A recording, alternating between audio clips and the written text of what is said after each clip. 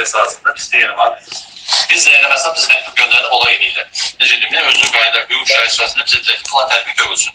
Apar doktor da bilir oğlum. Ben apar doktor dedim ki doktor bana da şeyler olmaz. Ne bileyim ne değil, ne değil. Pazarların bile ben demişim ki olmaz. Ben çalışın eylemeyin. O da diyor ki yaxşı, qaldı ki başka birisi söhbət mən yine de. Ben hiç bir anda xəstəxana çöldü. Hiç hiç bundan ya firmaya başka adamdan birisi yok. Dolayısıyla yani sen çatdırır ki ben hiç mesela bir şey basdım.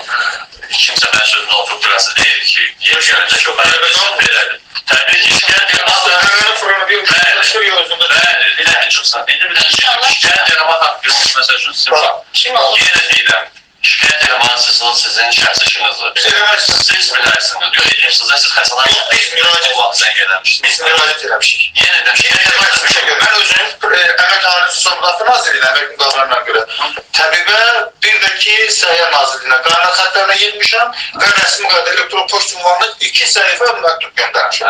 Və şikayət olmuyor. Demişik ki, xəstəxanalara biz girə bilmirik, bizim bir üstündə məktub qoyulur, bizim qabiləsə bu yazılır, bəs necə eləyək, nətər eləyək, bizə bir yol tapmasından xahişim bu şeylər. Yoxsa 15 və 30 iş gün ərzində sizə cavab gələcəkdir. Biz deməmişik ki, xəstəxana şikayətimiz var. Biz işimizə məsuliyyətli qoyduq. Bizim işimizə maneçilik törətdik. Biz orada ay Camal müəllim, ay Buqayıb, şəxsi olaraq da heç birinizdən problemim də yoxdur. Allah şükür, mən yenə deyirəm, mənə görə heç bir həkimdə narahat eləməyin qardaş. Mən bu xəstəxanaya girmişəm, girəcəm və polis orqanlarından da istintaq protokoluna kimsə də gəlsə, onun da qısalayı yoxdur. Prezidentin də tapşırığı var ki, hökumət və qeyri-hökumət təşkilatlarında işsizliyin səviyyəsi minimum səviyyəyə indirilsin. Burada 89 nəfər işçisi var. Mən kirada qalıram, kredit ödəyirəm.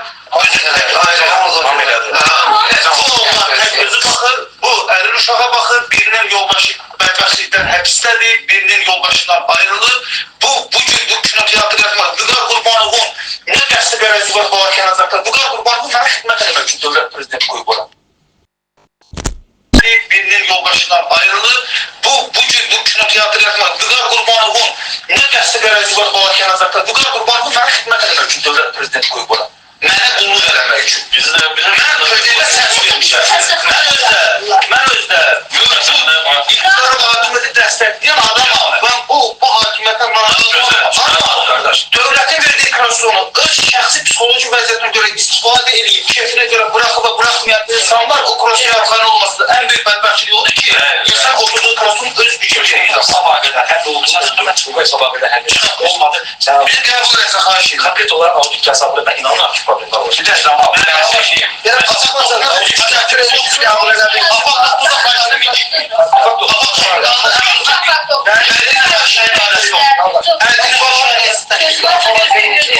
neylədik? Bax, biz də bildiyimizi elədik. Bizə, məsəl üçün, hörmət qoyub qəbul elədik. Təşəkkür edirəm.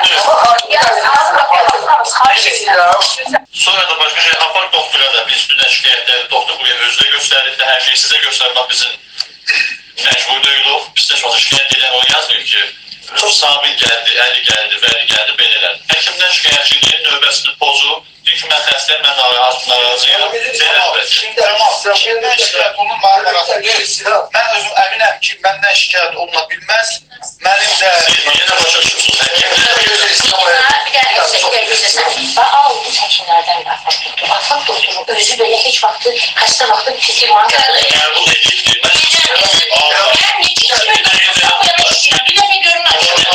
Bilmirəm sizin işiniz. 2002-də çıxmasın. 24-cü ilin noyabrında mən işləyirəm. 2025-ci ilin yanvar ayında mən özüm görmüşəm. Növədə doktor firma qəbul edildi. Şöyle 1000 nəfər danışmaq.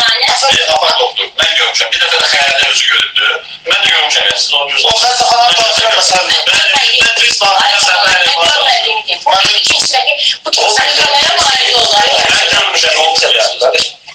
Mən də çox şey görürəm. Çox da gözəl görürəm. Doktor əgər qəbul edildisə də, onun yanında uzaq baş 30 saniyə dayanacaq ya da sənədinə görə gidilir. Orada kalmanı biz gözləmirik. Heç vaxt. Ben size söyleyeyim.